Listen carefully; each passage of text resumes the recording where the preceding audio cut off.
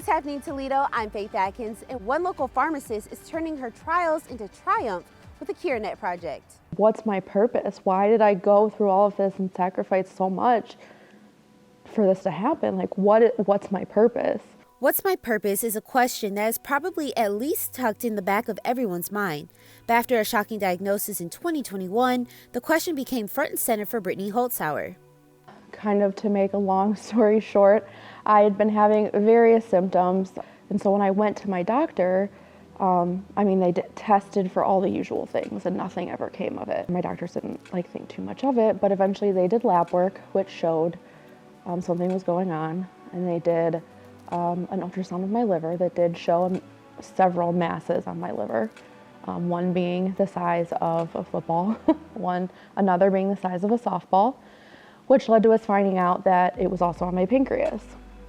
So then kind of going back and looking at my chart, we found that when I had my gallbladder removed in 2019, it was actually there at that time, but given my age and the fact that I didn't have symptoms, it wasn't followed up on.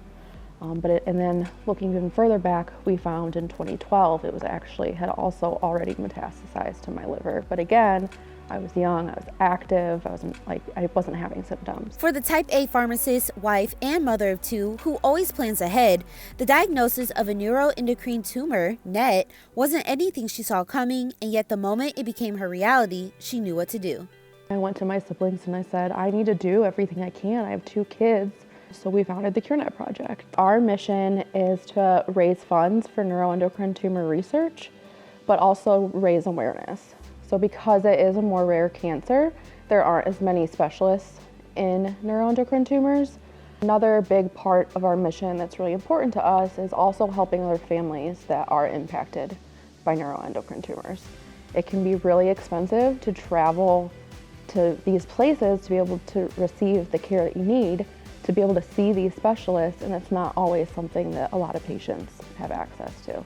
Within its first year, through the CureNET project, Brittany and her siblings were able to raise over $70,000 in funds and plan to help out even more this year with its first Toledo event on March 18th. It's a Dueling Pianos fundraiser with Piano Wars Dueling Pianos.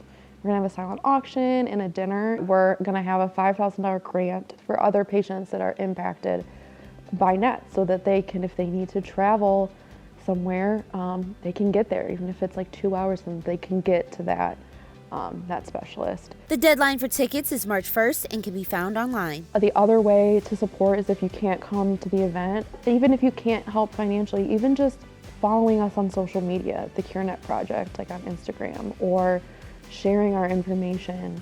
Our biggest goal this year is just to touch more people. It's okay to not have things go as you planned.